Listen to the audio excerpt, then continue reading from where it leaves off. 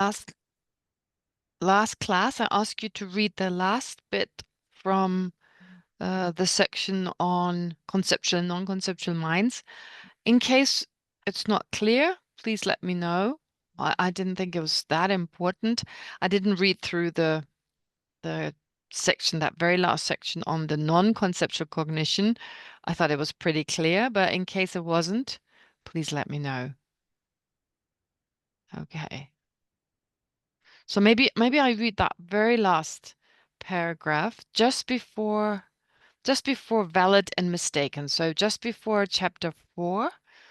What page is that in your hard copy? I guess most of you use a hard copy. Chapter 4, it's called Valid and Mistaken. That's chapter 4. That's where we'll start today. That's the chapter we'll start today.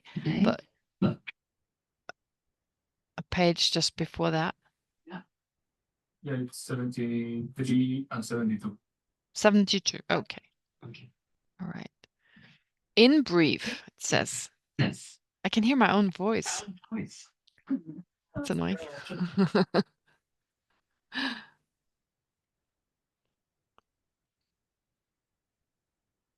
Okay. In brief, a conceptual mental cognition. I can still hear myself.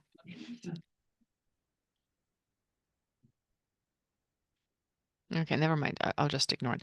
In brief, a conceptual mental cognition and a non-conceptual sense cognition are different in various ways, including whether the cognition's object appears clearly, the cognition apprehends, or to this cognition word and referent appear suitable to be associated.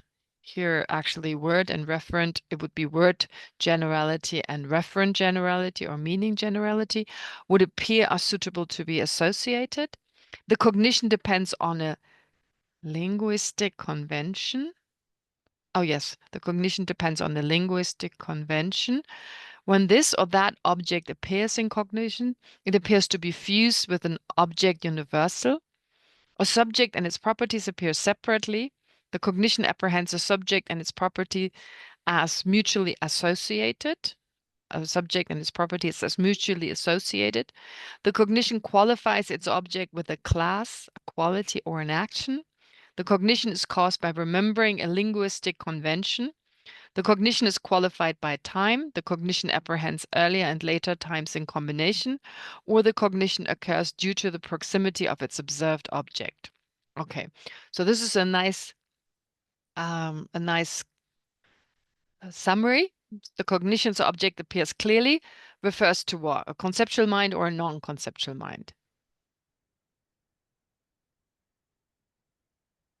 When it says just a page before chapter 4, valid and mistaken, the very last paragraph, when it says in brief.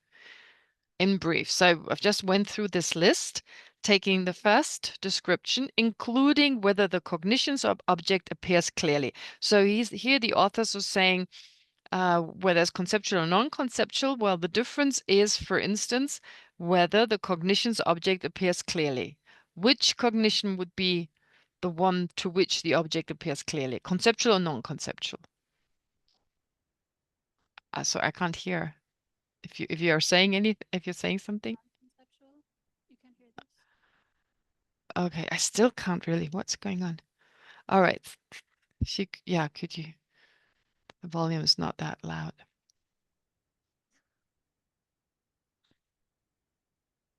Can you hear Okay. me? Yes, now I can hear you very clearly. Great. All right. Conceptual or non-conceptual? Non-conceptual. Non-conceptual. Okay. The cognition, to the cognition, the word generality and the referent generality appear as suitable to be associated. Conceptual or non-conceptual?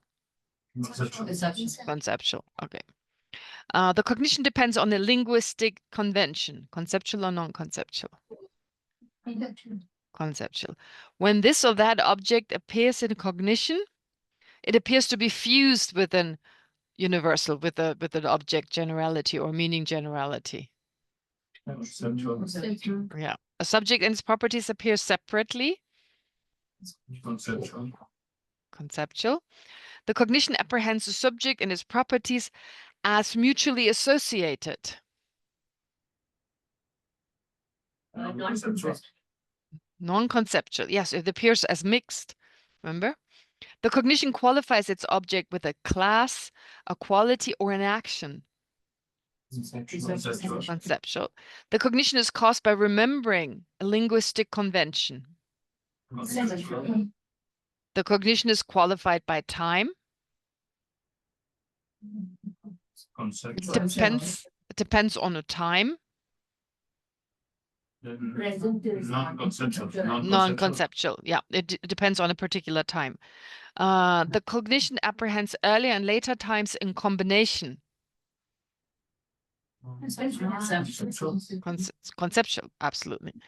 And the cognition occurs due to the proximity of its observed object. Great. All right. So these are some of the main characteristics, and you were all able to identify them. If you then go to the next page, valid and mistaken. So this seems to be a larger or a broader kind of section. It includes the valid forms of cognition and the non-valid forms of cognition. Very, very important subject. As you know, the second chapter of the Pramanavartika starts with that explanation of a valid mind versus or non-valid mind. Yeah, well, in a way, it's of course a distinction between the two. Oh, what just happened? Just a sec. I just lost the page. Yeah. So valid versus non-valid. So let's just go through it. The purpose, of course, of the presentations on valid cognition that is found in the scriptures is to help sentient beings accomplish their desired goals. And the various sufferings that we experience, that exist in the world, that we experience, which are universally unwelcome. Yeah, I guess we could say that. Universally, we don't want to suffer. Occur on the basis of, and like sometimes, okay, this is really nothing that goes into this class, but I don't know whether you've ever noticed people sometimes say when they hear about Buddhism or when you talk to them about Buddhism, when they ask you about it, well, no one wants to suffer and everyone wants to be happy. And they go, oh, I like to suffer. I don't mind. I think suffering is good. But then they're the ones that try to avoid suffering at all costs. It's not like they eat for long periods of time. They don't eat anything just to feel hungry. Or so it's not really like the thing is like people say, yeah, suffering can be beneficial. That's true. As long as we haven't overcome suffering, we can utilize it in order to then eventually overcome suffering. But to claim that we don't mind suffering and don't try everything to avoid it, I think is taking it too far. But anyway. Okay, so which are universally unwelcome, occur on the basis of ignorance of the nature of things in reality. Okay, so our main problem is we just don't get things right. We have this root misconception, root ignorance, and that's the main cause, the principal cause for all our trouble. So obviously we need to have a mind that can counteract that misconception.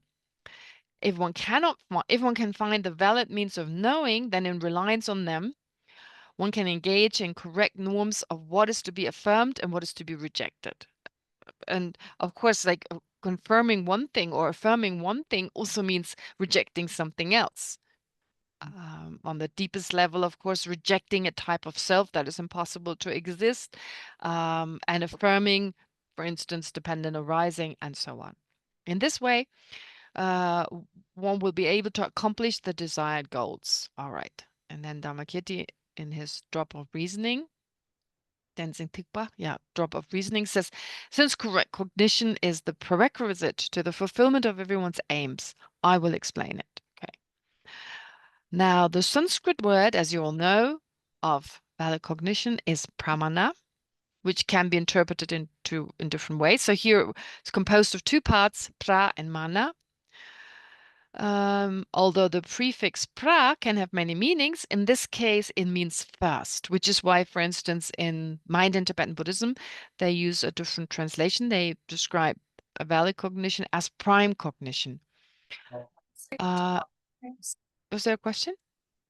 Sorry, there was a weird interruption of the Oh, internet. all right. I couldn't hear you for about 15 seconds. All right. Should I say the same thing again? Whatever, like for the last, what I said. Okay.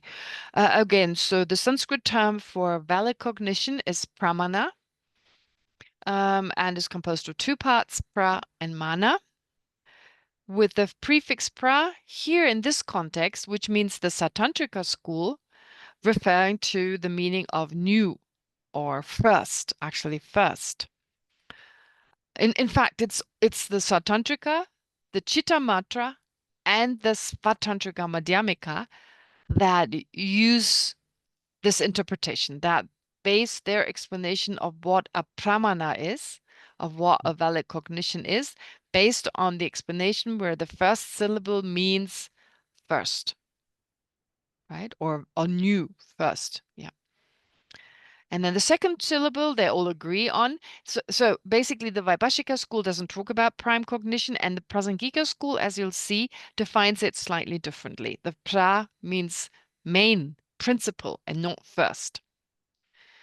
Okay, so the first debate arises here. Why would they, just to think about, why would they in the first place draw such a distinction? I mean, why would they just differentiate between why would they say it's important to understand a prime cognizer that newly knows its object? What is it about newly knowing your object? That's a question that naturally arises, and you could debate it, you could discuss it with others.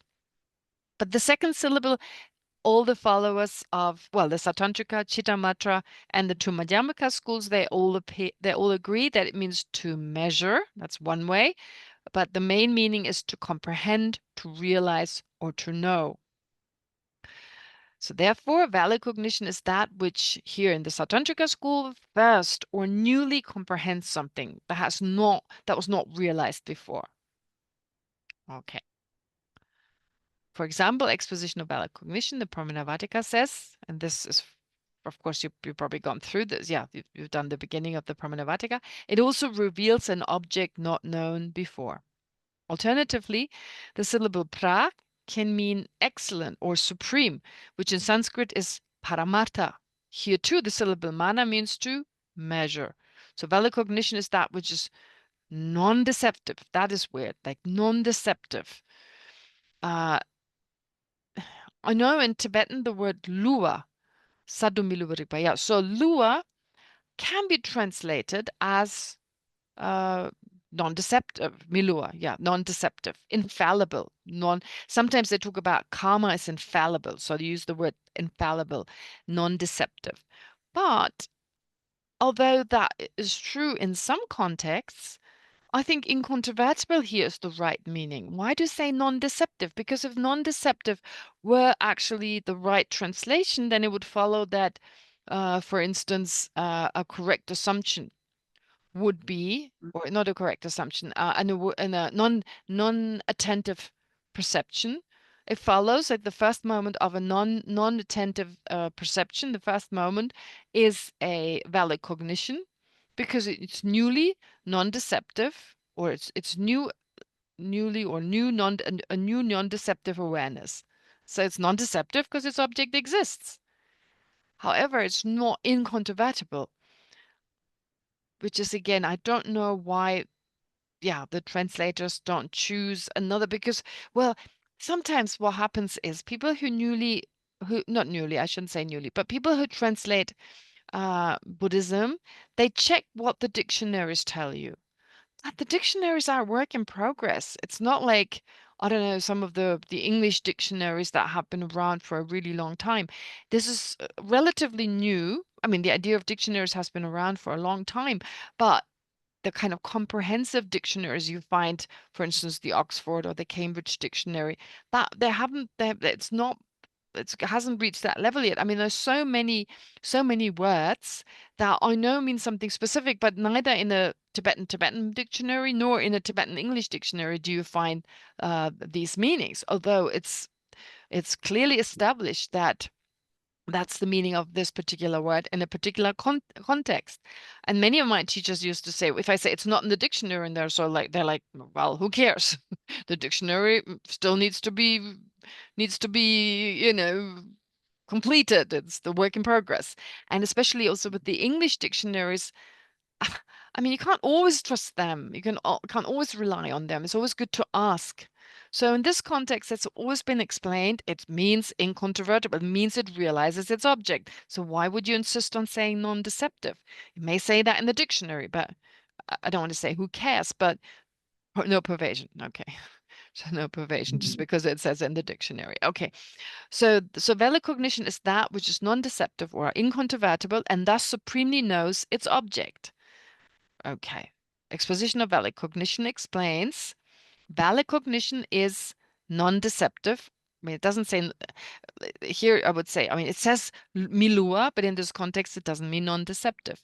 Non-valid cognition is an incontrovertible cognition. Thus, the definition of valid cognition is a newly acquired and non-deceptive cognition. So that's one definition. In our text, it was defined differently, but there's no newly acquired. Why say acquired? A newly, wait. I haven't had time to look at the Tibetan in much detail. Tushy. Oh, so now it's just a sec. Should be able to find it quickly. Oh, here we go.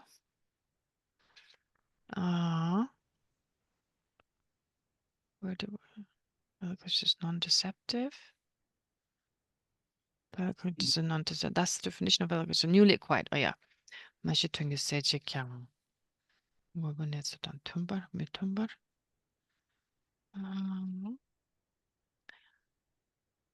Sadu milu riba tsemingo. Tsenige soto sadu shemebe cheshi tsemayimba cheshi.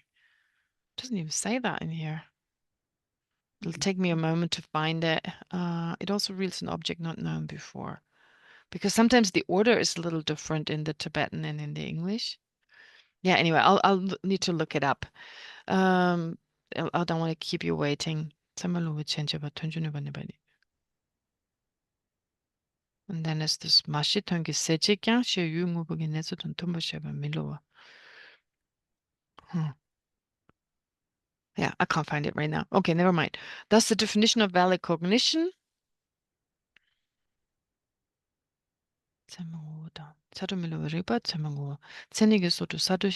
It's not in here. Consciousness that that's the definition of valid cognition is a newly acquired. Where's that acquired? Sadhu. It just says new. A new non-deceptive cognition. That newly so they just added that. That is newly non-deceptive. No, newly incontrovertible. Okay, never mind. So the part of this definition that says newly excludes subsequent cognition from being valid cognition. So take the subject, an eye consciousness apprehending table. It follows it's a prime cognition.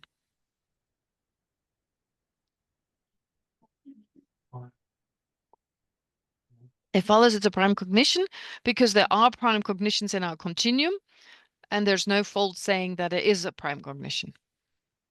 Wait, no, the reason I was stabbing. Okay. Posit the reason why there's a fault. It's not the intention of our author. Pardon? That's not the meaning of prime or valid cognition. So an eye consciousness perceiving table, it's not a prime cognition. Well, if you say it like that. What about the first moment of an eye consciousness perceiving table? Yes. It follows that it's a prime cognition. Yeah. It follows not a prime cognition because it doesn't perceive the table newly. It perceived it already yesterday. Right? Is that So subject?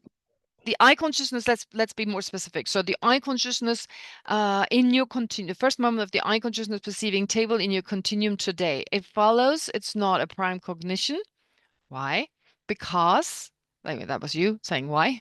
So because you were ready to perceive the table, you realized the table yesterday.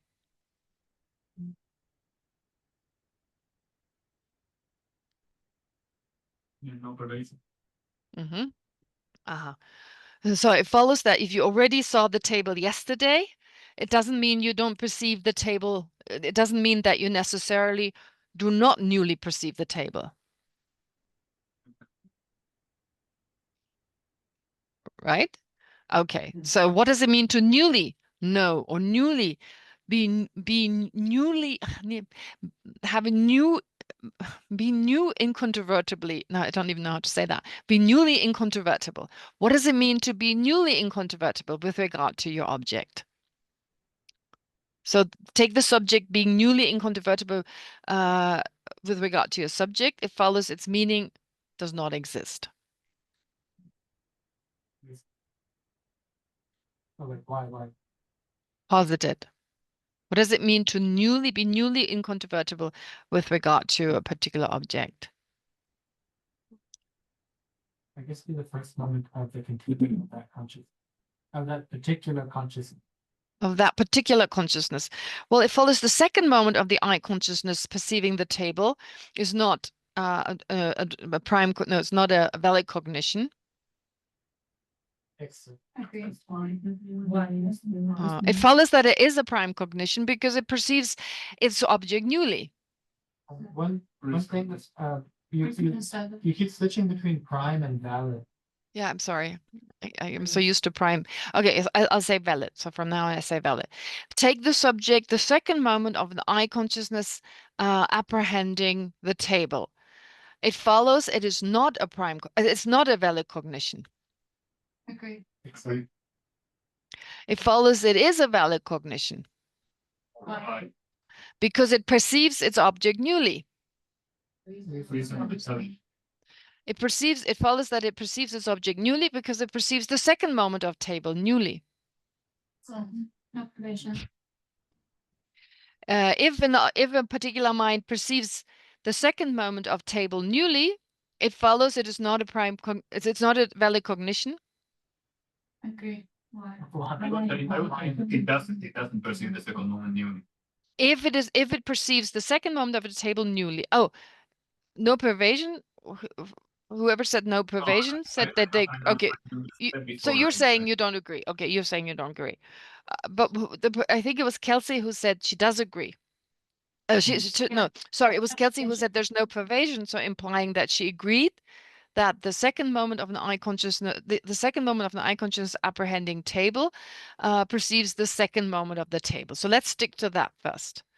It follows that the I consciousness, the second moment of an I consciousness apprehending the table, it follows that it's a valid cognition because it perceives the second moment of a table. So you said there's no pervasion. If a particular I consciousness perceives the second moment of table, it follows it's not necessarily a valid cognition.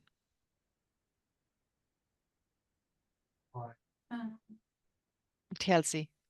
Sorry, you said If an I consciousness apprehends the second moment of table, but newly apprehends the second moment of table, it follows it's not necessarily a valid cognition. agree. Okay. If an I consciousness, if an I consciousness apprehends table, newly apprehends table, it follows it's not necessarily a valid cognition.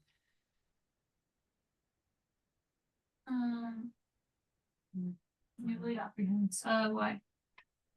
Because it's not necessarily the case with the first example, and these two are similar. Reason not established. Why they're reason's not not- similar? Why they're not similar? That's a good question.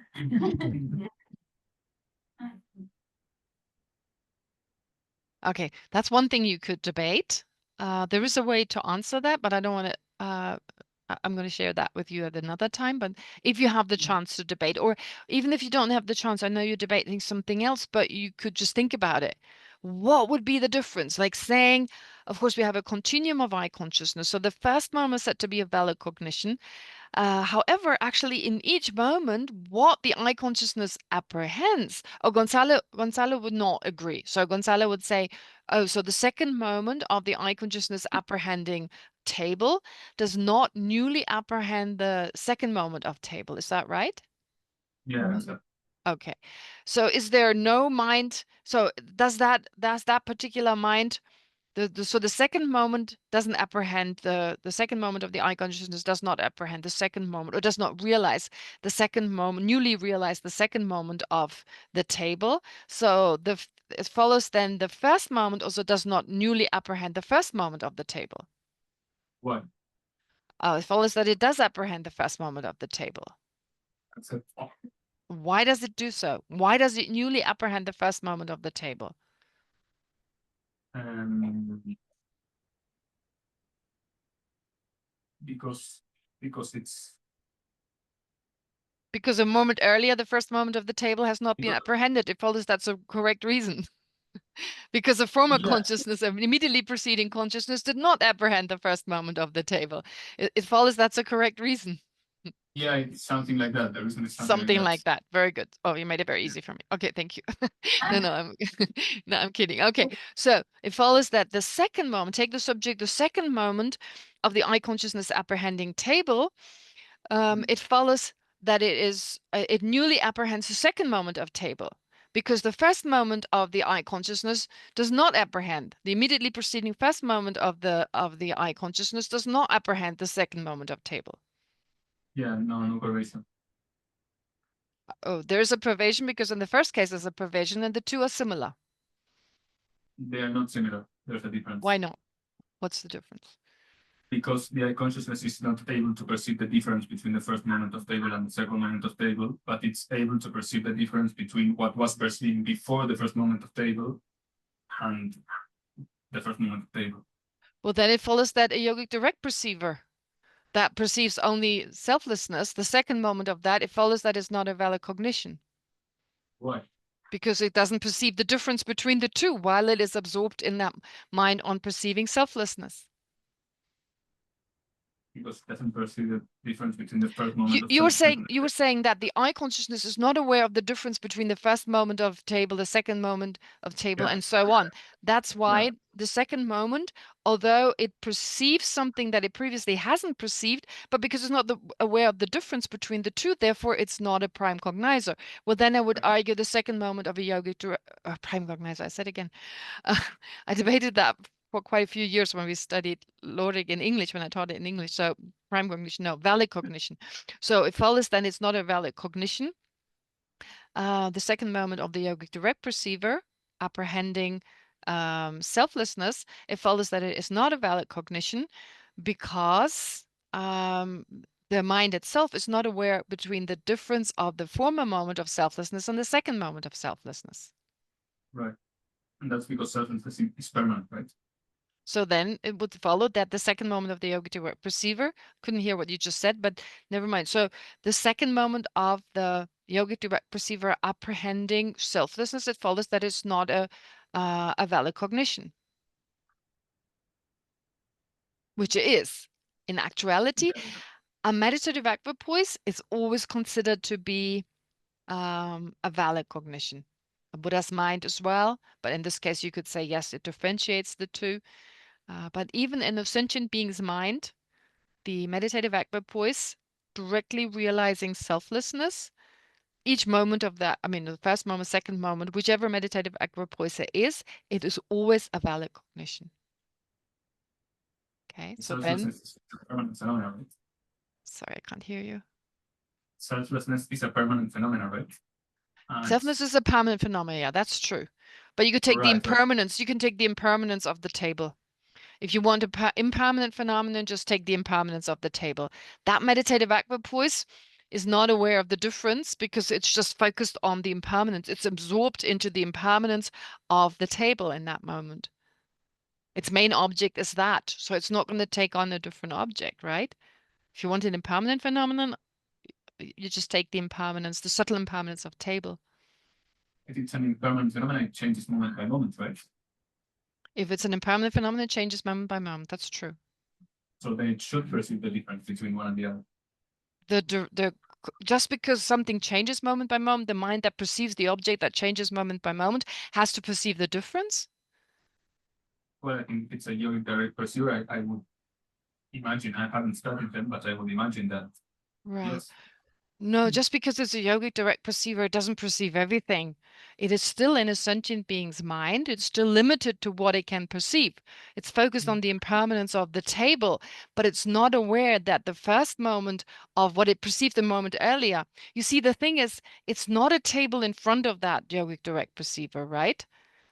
It's not the table in front of the yogic direct perceiver. It's like it focuses on the impermanence of table in general. So it's not like it focuses on the impermanence of the first moment of the table or the second moment of the table. The object remains the same. And still we say, so this is different to the table. While you're looking at the table is out there. And in each moment, a different table appears to your sense faculty. Would you agree? In each moment, a different table appears to your eye consciousness. Therefore, the table in the first moment is not the same as the table in the second moment, is not the same in the table, right? While the yogic direct perceiver, it's not like you've got a table directly appearing to that mind, and that table, since it changes naturally, in each moment, the impermanence of the table is a different one. It's actually the same because it doesn't depend on external objects. It's a direct perceiver, a mental direct perceiver, and thus it doesn't depend. So from moment to moment, it's the same impermanence of the table that it reflects on. Therefore, it's not aware of the change between the first moment and the second moment because there isn't any change. Unless it consciously changes from object to object, like takes to mind the first moment of the impermanence of the table and the impermanence of the first moment of the table and then the impermanence of the second moment of the table. But that was not the example I gave, right? Right. Okay, anyway, I don't want to go into too much, but just to give you a sense of the debate at least. Just that debate of the different moments of the table. Why is the first moment, second moment, and so forth? So, yeah, so why is it not a valid cognition? Why is it not a valid cognition, the second moment of the eye consciousness apprehending table, when the table is actually the second moment, whether it's aware of it or not? Okay, something to think about. Let's now go back to the text. The part of this definition that says newly excludes subsequent cognition from being valid cognition. The part that says non-deceptive excludes correct assumption, doubt, and distorted cognition from being valid cognition. So correct assumption is a correct mind. It's not a deceptive mind. A correct assumption, just from the word correct, it becomes clear that it's in accordance with reality. So it's a non-deceptive mind, but it's not incontrovertible. Again, I would change non-deceptive to incontrovertible. Doubt, well, is doubt a correct mind or an incorrect mind? It follows that I know you haven't gone through doubt yet. Sorry, never mind. We haven't done doubt yet. No, forget it. Correct assumption is a mind that believes, that is convinced that, so let's say conviction, it's being convinced that sound, for instance, is impermanent, or is convinced that there is a table, however, it doesn't realize it. Thus, it's not a realizing mind, and for that reason, it's not described as incontrovertible. The same goes for doubt. As you'll find out, doubt is like, well, you don't know. So it's a two-pointed mind. It could be this, it could be that. Thus, you cannot know its object. And lastly, a distorted cognition, which I believe here is, it's a wrong consciousness. That's right. It's a wrong consciousness. Yeah. A wrong consciousness, of course, its object doesn't exist, and thus its object cannot be known, cannot be realized. The part that says cognition excludes the physical eye sense faculty. The part that says cognition excludes the physical eye sense faculty and so on from being valid cognition. Yeah, obviously. That's definitely not a mind or a cognition. Exposition of cognition says valid cognition is non-deceptive cognition. Regarding its object's ability to perform a function, it is non-deceptive. And it also reveals an object not known before. That is to say, okay, what it says here, that is to say, consciousness that accords with the object's real way of existing. This I looked up. Because in English I was like, what? Consciousness that accords with the object's real way of existing is non-deceptive. In Tibetan, it doesn't say that. In Tibetan, it literally says consciousness that knows its object in accordance with the object's real way of existing. Yungo benetsu dan tumper shepe milua. Here, shepe. Shepe means to know. So consciousness that knows its object in accordance with the object's real.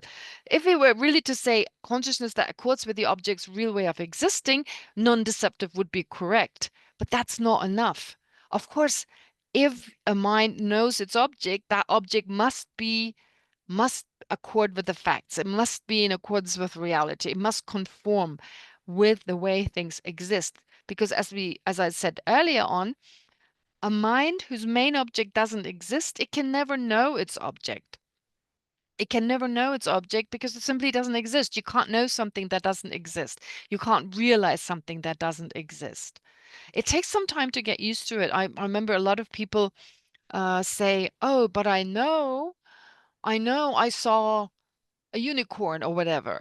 Well, maybe unicorns exist, I don't know. But I know what I really like is when they say, I knew I was going to die.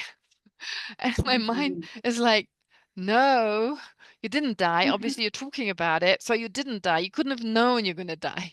So we use the word to know in a really loose way. We say, I'm convinced. Oftentimes we say, I'm convinced. In Buddhism, that's really important. We talk a lot about faith, like believing in something. And what we don't realize is that and oftentimes people have a sense, oh, Buddhism is all about faith, but of course it's discerning faith. It's faith based on reasoning, which is so important. But not just that. Secondly, faith is provisional. You should only have faith until you come to a first-hand knowledge of something. So having faith, for instance, in the law of karma or in reincarnation, it should be based on reasoning, but also be provisional. The Buddha doesn't have faith in reincarnation. The Buddha knows reincarnation. That's a huge difference. So these two characteristics need to be fulfilled. It needs to be based on reasoning and it needs to be provisional. Secondly, the way we believe, like, if I ask people, do you have faith in daily life? And they're like, no, I'm not religious. But we have faith. Every time you drive over a bridge, you have faith it's not going to collapse. Every time you buy food, you're not going to test it, what kind of pesticides they use. You have faith that, I don't know, the people who sell it are not going to, poison you. Every time you go to a doctor, you're not going to take the medicine you're prescribed and go through all the clinical trials. I mean, that's ridiculous. So we have faith all the time. But it's not, usually it's faith based on reasoning. Of course, we have a lot of blind faith in scientists, by the way, but they kind of taken over from the priests. In the past, people had blind faith in Christian priests, and now they have blind faith or in Jewish rabbis and what have you. And nowadays they have blind faith in scientists. So we've just replaced one with the other. So important to understand the importance of faith in Buddhism, and in particular understanding that when we say I know, we could mean I Googled it and that's what it says there.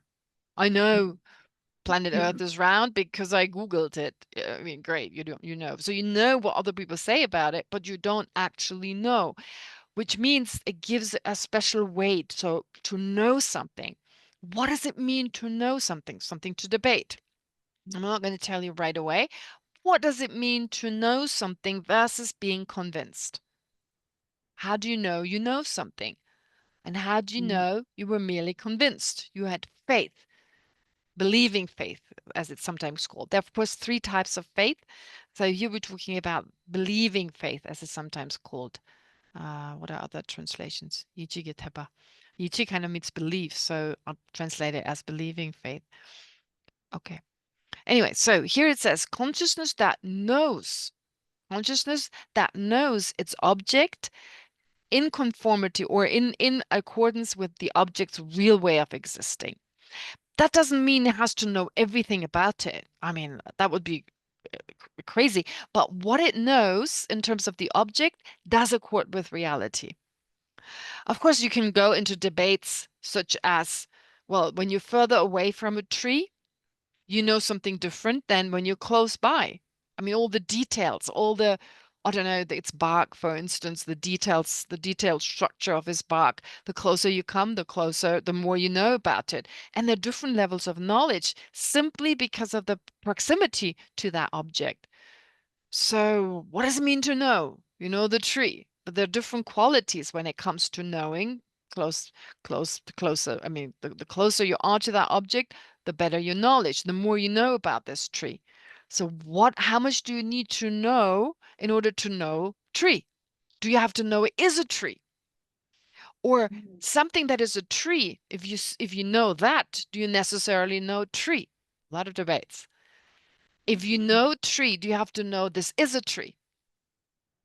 If I know Kelsey, I mean, I meet Kelsey, I just don't know her name is Kelsey. Do I know Kelsey? So an object in Tibetan is such a nice way. Kelsey Yinxing, Kelsey cat. So quick. In English, I have a hard time saying it. If something is Kelsey and I know that thing, do I know that it is Kelsey? Yeah, it's pretty simple actually. If I know someone who happens to be Kelsey, do I necessarily know that she is Kelsey? Yeah, that's the Tibetan translation, right? If I know someone who happens to be Kelsey, who happens to be American, right? An American woman, do I necessarily know that she is an American woman? So what does it mean to know Kelsey? I mean, obviously don't know your mind. For all I know, you could be a zombie. I mean, I'm sorry, but I know my own mind, but all of you could be zombie. I mean, I don't see your mind. I assume you have a mind. And yeah, I'm pretty sure it's a correct assumption, but I don't know your mind. I know your expressions in your face, but that's of course not your mind. Therefore, what do I really know? I know your body. What does it mean to know Kelsey? Right? A lot of debates. A lot of debates. So take the subject knowing Kelsey. Posit the meaning of knowing her. How much do I need to know of her? If I know your face, do I have to know it's Kelsey's face, right? There's a wall and you kind of pop up, you look around and I saw that face. I know that face, but I may not know it was your face because there's so many faces and there was just the first part. I'm not familiar enough with that part. So do I know Kelsey's face or not? These are typical debates that we engage in, like what that we do when we study this. What does it mean to know? It's not just when you study Lorig, it's also when you study Pramanavartika. And it's so important. Just a sec, Anastasia. Yeah, just a sec. It's so important. No, I'll just finish the sentence. It's so important because it's all about knowing and overcoming the misconception. Therefore, what does it really mean to know something? How do we know something, and how much of the object we do need to know in order to say we know it? And again, do we have to know that it is Kelsey or that she's an American person to know Kelsey? Okay, those are just some questions you could debate. Anastasia, go ahead if you, yeah. This question for me, it often comes up in debate when I say we have to know the subject, we have to know that which is the subject, that which is the predicate, from that which is the sign. Can you say that again slowly? Sorry, I didn't hear that. It comes up a lot in the debate, and then the rest I couldn't hear.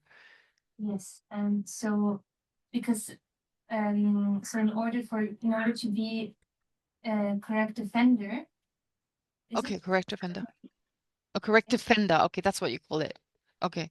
All right. The correct challenge and the correct offender. Yes. Okay. And yeah, in order to be a correct defender or challenger, one has to know that which is the subject, that which is the predicate, and that which is the sign given, right?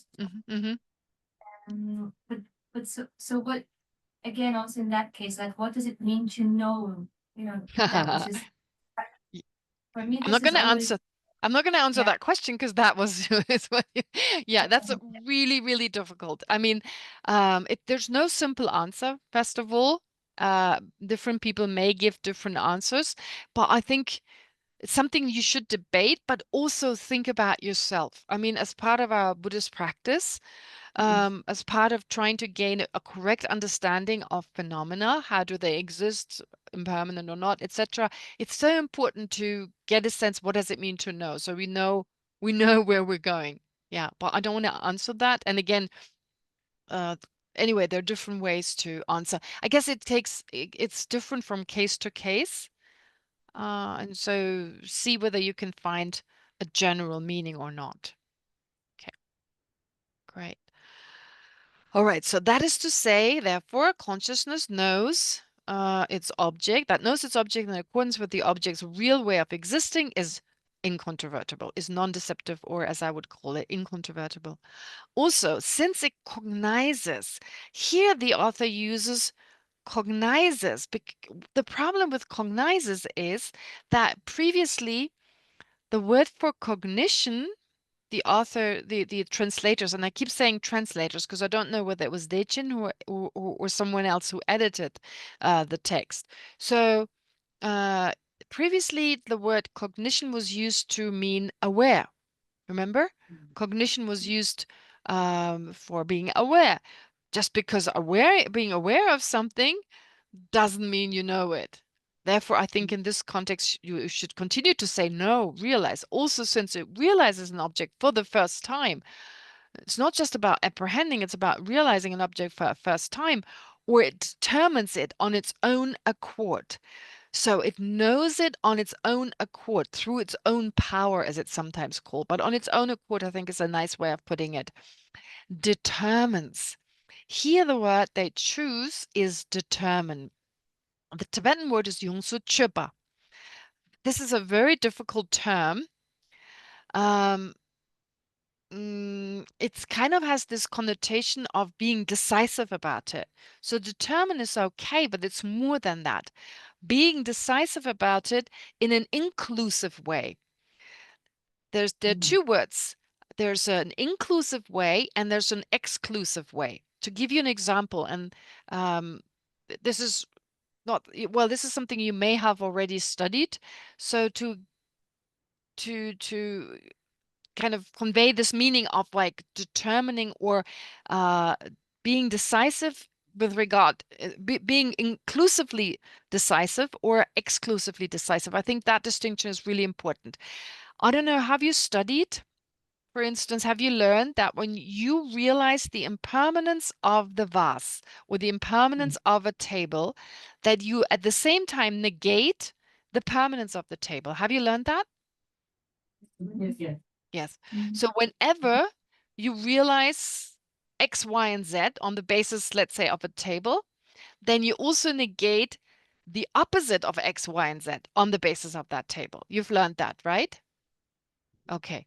So the way that is usually said in Tibetan, or often said in Tibetan, is on the basis of the table. If you are decisive, if you are inclusively decisive when it comes to the impermanence of the table, then you're exclusively decisive with regard to the permanence. Can you hear? So this is kind of like, therefore you get a bit of a sense that the word here is literally not determine. You can translate it that way, but it's actually you're ascertaining something. There's an inclusive, there's an affirmative way of knowing something about the object. That's what it means. Like you know something about the object. It's something affirmative in an affirmative way. While you also negate something, you're also determinative or you're decisive when it comes to excluding something else.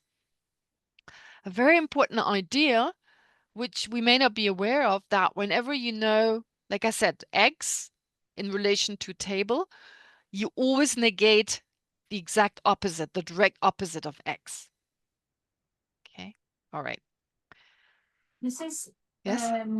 this is with direct perception and conceptual. Yes, this is true for every mind that knows its object. This is only for valid cognitions. Valid cognitions that know, and also, sorry, subsequent cognitions as well, of course. Subsequent cognitions are included simply because they also know their objects. They know their, well, depends on how you define them, but at least those that realize their object, yeah, usually it's defined as a subsequent cognition is a mind that knows its object, not newly. However, it knows its object, it realizes its object. In the Sautrantika school, it realizes its object. Therefore, that is also true for these types of minds. Yes. Okay. So also since it, I wouldn't say cognizes, I would say realizes an object for the first time, or alternatively, is exclusively decisive or determines it on its own accord, again, on its own accord. It doesn't know something through the power of a previous moment knowing it, but it knows it on its own accord. It is characterized as newly realizing. What does it mean on its own accord? You know, with the second moment, for instance, of something, you could think of it. I used to think of it that way. I'm not sure this is true, but think of having these, what do you call them? Domino stones? These stones that, like, right? You have these domino stones, and the first one you have to give it like a push. It falls over, and then it's like these domino stones on themselves. They kind of push over the other one. So through the power of through his own accord, it's like that first push, and then it just comes natural. You see, it's like that first push. You need some external force that pushes over the first stone. However, then it's not necessary. So in that sense, this is how I used to think about this. I'm not sure because you can't ask my teacher. I mean, first I have to show them like the scenario of like domino stones. But yeah, I was reminded of that the first moment is like that first push, and the following moments they just happen naturally, which is why they're said to be subsequent. But why does the Satantrika make such a big deal of it? Like the Prasangika obviously doesn't. The Prasangika school is not concerned about valid cognition, prime or not prime. They really don't give a damn. I mean, sorry for my English, but like, they don't care, simply because if they did, they would definitely show somehow they would use terminology in such a way that they had a term that distinguishes between newly knowing something and not newly knowing something. So again, a debate about why is this so important? What's the significance of newly knowing something? Now, you don't need to know the Satantrika and Chittamatra school really well. It's just about getting a sense of why could that be important in the context of overcoming suffering and so forth. It doesn't mean you get it right necessarily. In the end, there's no one asked to, no one left to ask really, and we can only guess. But it really helps us to think, what is the aim of the Satantrika, the Chittamatra, and the Svatantrika school? Well, it is liberation, and in terms of, well, if they aim even for enlightenment, of course, then that's the aim. How could therefore a prime cognizer play such a valid cognizer? So newly realizing its object, why would that be so important to define pramana in that particular way? Okay, something to think about. And it's, like sometimes we think, I can't answer that. I'm not going to think about it. But even if you don't do it like in the debate, just sit comfortably. Don't have to sit in a meditation position and, feel uncomfortable or whatever. The way we've been trained is sometimes just sit back, I don't know, they're like little ponds in assembling. You can just sit that on one of the benches and start thinking, why would they really make it a habit? Why would they think about that? What does it have to do with the Four Noble Truths? So in that way, it's a analytical meditation, of course, but that can really be effective to better understand these philosophical schools in the context of what's the aim? Overcoming suffering. Okay. So our teachers used to encourage us, don't just use that kind of, they never talk about suffering much, it's not their concern, but we're learning that to, of course, bring these ideas into the concepts we learn, and we might as well start now. All right. So alternatively, valid cognition can be defined as a consciousness that is non-deceptive regarding its comprehended object, which it has determined on its own accord. All right, a consciousness that is non-deceptive regarding its, so incontrovertible regarding its comprehended object. It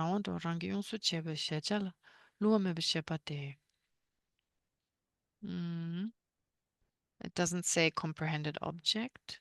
It does, sorry. It does comprehended object. It does say, yes. Alternatively, valid cognition can be defined as a consciousness that is non-deceptive regarding its comprehended object, which it has determined on its own accord. Has determined, which it does determine on its own accord.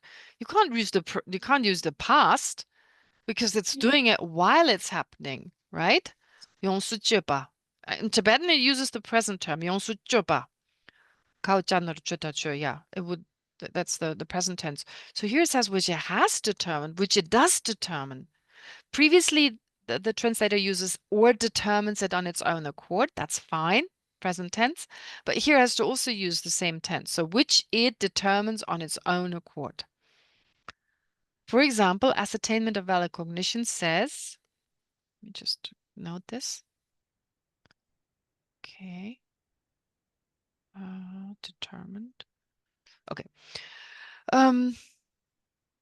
Right. So what is ascertainment of valid cognition? Dharmakirti, what does he tell us? He says, right cognition. Aliandava, yes, right cognition. That's okay. Correct cognition or right condition has two aspects. Direct perception and inferential understanding. These two are right. These two are correct because when we act, having determined an object through one or both of these two, so either directly or inferentially, we are not deceived with regard to that object's functioning. Okay, so we're not deceived. We're not controvertible. We're incontrovertible. So yeah, so here they use the luva, and that we're not deceived with regard to the object's function. Again, but luva, I would not use the word deceived here. Other than that, I think yeah, the whole passage is clear. So therefore, what does it say? It says that a valid cognition is necessarily either a direct perception or an inferential cognition or an inferential understanding, right? That's what it says. So take the subject, valid cognition. It follows it's either direct perception or inferential understanding. I accept. Did I hear accept? Yeah. Which one is it? Direct perception. Aha. All right. Take the subject color. It follows it is prime color. Yes. It follows it's not prime color. It's secondary color. It's a secondary color. It's a silly debate. It's a really silly debate. But you know how to answer this? This is a debate we do all the time. I mean, you say on one hand, yes, please go ahead. Zechima, oh yeah. But there's Zechibala Ningbumedo. Zechimala Ningbumedo, actually. There's no meaning or there's no essence really. Just taking the object, posit the object in general. It's kind of pointless. It's like pointless to just pointless Zechimala Ningbumedo. Yeah, so it's pointless to just recite the object in general. But there's a way to answer it. You can say that, of course, but there's another way.